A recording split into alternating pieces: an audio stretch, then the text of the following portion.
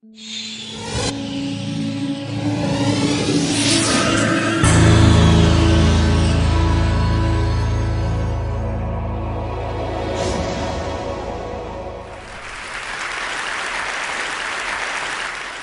of my favorite parts about my job at the Gates Foundation is that I get to travel to the developing world, and I do that quite regularly. And when I meet the mothers in so many of these remote places, I'm really struck by the things that we have in common. They want what we want for our children, and that is for their children to grow up successful, to be healthy, and have a successful life. But I also see lots of poverty, and it's quite jarring, both in the scale and the scope of it. My first trip in India, I was in a person's home where they had dirt floors, no running water, no electricity, and that's really what I see all over the world. So in short, I'm startled by all the things that they don't have. But I am surprised by one thing that they do have: Coca Cola. Coke is everywhere. In fact, when I travel in the developing world, Coke feels ubiquitous. And so when I come back from these trips and I'm thinking about development and I'm flying home and I'm thinking, well, we're trying to deliver condoms to people or vaccinations, you know, Coke's success kind of stops and makes you wonder, how is it that they can get Coke to these far-flung places? And if they can do that, why can't governments and NGOs do the same thing? And I'm not the first person to ask this question, but I think as a community, we still have a lot to learn. It's staggering if you think about Coca-Cola. They sell 1.5 billion servings every single day. That's like every man, woman, and child on the planet having a serving of Coke every week. So why does this matter? Well, if we're going to speed up the progress and go even faster on the set of Millennium Development Goals that we've set as a world, we need to learn from the innovators. And those innovators come from every single sector. I feel that if we can understand what makes something like Coca-Cola ubiquitous, we can apply those lessons then for the public good. Coke's success is relevant because if we can analyze it, learn from it, then we can save lives. So that's why I took a bit of time to study Coke. And I think there are really three things we can take away from Coca-Cola. They take real-time data and immediately feed it back into the product. They tap into local entrepreneurial talent, and they do incredible marketing. So let's start with the data. Now, Coke has a very clear bottom line. They report to a set of shareholders. They have to turn a profit. So they take the data and they use it to measure progress. They have this very continuous feedback loop. They learn something, they put it back into the product, they put it back into the market. They have a whole team called Knowledge and Insight. It's a lot like other consumer companies. So if you're running Namibia for Coca-Cola and you have 107 constituencies, you know where every can versus bottle of Sprite, Fanta, or Coke was sold, whether it was a corner store, a supermarket, or a push cart. So if sales start to drop, then the person can identify the problem and address the issue. Well, let's contrast that for a minute to development. In development, the evaluation comes at the very end of the project. I've sat in a lot of those meetings. And by then, it is way too late to use the data. I had somebody from an NGO once describe it to me as bowling in the dark. They said, you know, you roll the ball, you hear some pins go down, it's dark, you can't see which one goes down until the lights come on, and then you can see your impact. Real-time data turns on the lights. So what's the second thing that Coke's good at? Well, they're good at tapping into that local entrepreneurial talent. Coke's been in Africa since 1928, but most of the time they couldn't reach the distant markets because they had a system that was a lot like in the developed world, which was a large truck rolling down a street. And in Africa, the remote places, it's hard to find a good road. But Coke noticed something. They noticed that local people were taking the product, buying it in bulk, and then reselling it in these hard-to-reach places. And so they took a bit of time to learn about that. And they decided in 1990 that they wanted to start training these local entrepreneurs, giving them small loans. They set them up as what they called micro-distribution centers. And those local entrepreneurs then hire salespeople who go out with bicycles and push carts and wheelbarrows to sell the product. So there are now some 3,000 of these centers employing about 15,000 people in Africa. In Tanzania and Uganda, they represent 90% of Coke sales. So let's look at the development side. What is it that governments and NGOs can learn from Coke? Well, governments and NGOs need to tap into that local entrepreneurial talent as well, because the locals know how to reach the very hard to serve places, their neighbors, and they know what motivates them to make change. I think a great example of this is Ethiopia's new health extension program. The government noticed in Ethiopia that many of the people were so far away from a health clinic, they were over a day's travel away to the health clinic. So if you're in an emergency situation or you're a mom about to deliver a baby, forget it to get to the healthcare center.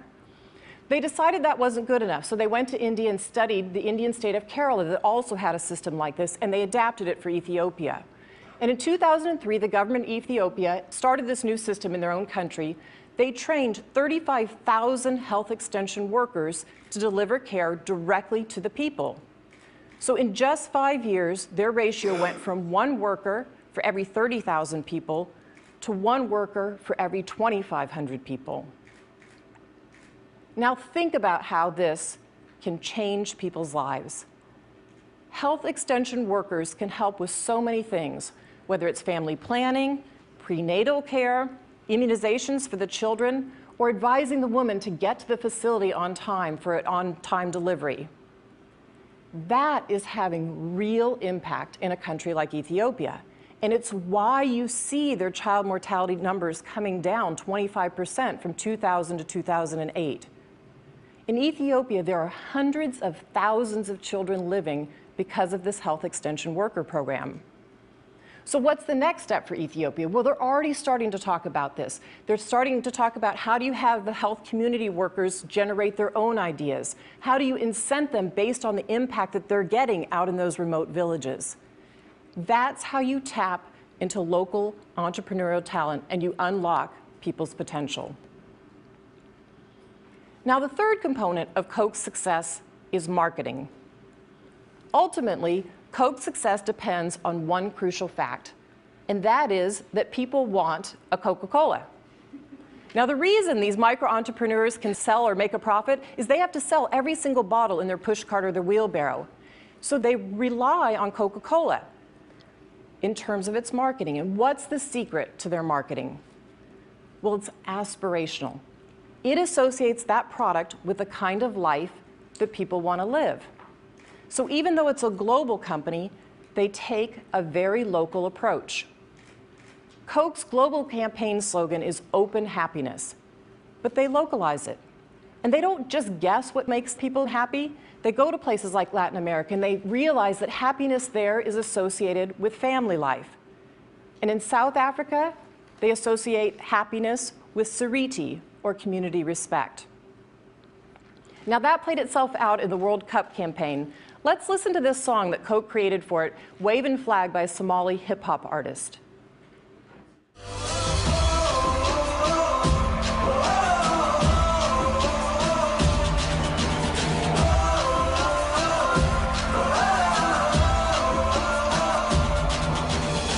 Give you freedom, give you fire, give you reason, take you higher. See the champion, take the field down. Feel proud in the streets, our heads are lifting as we lose our inhibition. Celebration, it surrounds us, every nation, all around us. It feels pretty good, right? Well, they didn't stop there. They localized it into 18 different languages, and it went #1 on the pop chart in 17 countries. It reminds me of a song that I remember from my childhood. I'd like to teach the world to sing, that also went #1 on the pop charts. Both songs have something in common, that same appeal of celebration and unity. So how does health and development market?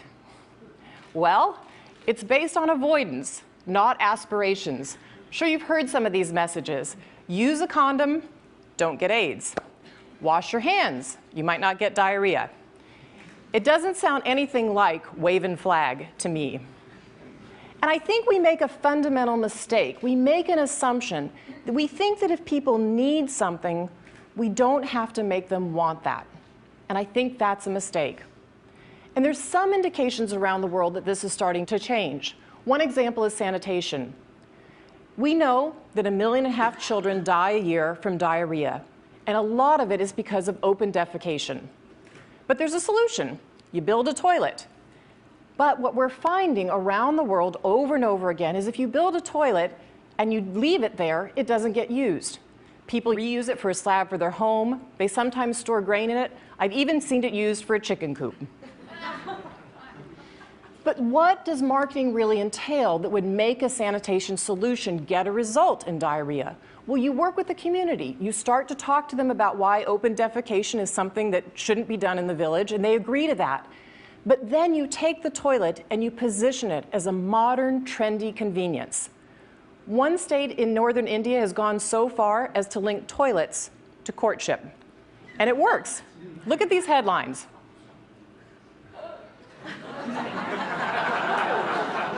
I'm not kidding. Women are refusing to marry men without toilets. No loo, no I do. Now, it's not just a funny headline. It's innovative. It's an innovative marketing campaign. But more importantly, it saves lives. Take a look at this. This is a room full of young men and my husband, Bill. And can you guess what the young men are waiting for? They're waiting to be circumcised. Can you believe that? We know that circumcision reduces HIV infection by 60% in men. And when we first heard this result inside the foundation, I have to admit, Bill and I were scratching our heads a little bit, and we were saying, but who's going to volunteer for this procedure? But it turns out the men do, because they're hearing from their girlfriends that they prefer it, and the men also believe it improves their sex life. So if we can start to understand what people really want in health and development, we can change communities, and we can change whole nations. So why is all of this so important? Well, let's talk about what happens when this all comes together, when you tie the three things together. And polio, I think, is one of the most powerful examples. We've seen a 99% reduction in polio in 20 years. So if you look back to 1988, there were about 350,000 cases of polio on the planet that year. In 2009, we're down to 1,600 cases. Well, how did that happen? Let's look at a country like India. They have over 1 billion people in this country. But they have 35,000 local doctors who report paralysis and clinicians, a huge reporting system, and chemists. They have 2.5 million vaccinators. But let me make the story a little bit more concrete for you. Let me tell you the story of Sri Ram, an 18-month boy in Bihar, a northern state in India. This year, on August 8th, he felt paralysis. And on the 13th, his parents took him to the doctor. On August 14th and 15th, they took a stool sample, and by the 25th of August, it was confirmed he had type 1 polio. By August 30th, a genetic test was done, and we knew what strain of polio Sri Ram had. Now, it could have come from one of two places. It could have come from Nepal, just to the north across the border, or from Jharkhand, a state just to the south. Luckily, the genetic testing proved that, in fact, this strand came north, because had it come from the south, it would have had a much wider impact in terms of transmission. So many more people would have been affected. So what's the end game? Well, on September 4th, there was a huge mop-up campaign, which is what you do in polio. They went out, and where Sri Ram lives, they vaccinated 2 million people. So in less than a month, we went from 1 case of paralysis to a targeted vaccination program. And I'm happy to say only 1 other person in that area got polio. That's how you keep a huge outbreak from spreading. And it shows what can happen when local people have the data in their hands. They can save lives. Now, one of the challenges in polio still is marketing, but it might not be what you think. It's not the marketing on the ground. It's not telling the parents, if you see paralysis, take your child to the doctor or get your child vaccinated. We have a problem with marketing in the donor community. The G8 nations have been incredibly generous on polio over the last 20 years. But we're starting to have something called polio fatigue, and that is that the donor nations aren't wanting to fund polio any longer. So by next summer, we're slated to run out of money on polio. So we are 99% of the way there on this goal, and we're about to run short of money. And I think that if the marketing were more aspirational, if we could focus as a community on how far we've come and how amazing it would be to eradicate this disease, we could put polio fatigue and polio behind us. And if we could do that, we could stop vaccinating everybody worldwide in all of our countries for polio. And it would only be the second disease ever wiped off the face of the planet. And we are so close, and this victory is so possible. So if Coke's marketers came to me and asked me to define happiness, I'd say my vision of happiness is a mother holding a healthy baby in her arms. To me, that is deep happiness. And so if we can learn lessons from the innovators in every sector, then in the future we make together, that happiness can be just as ubiquitous as Coca Cola. Thank you.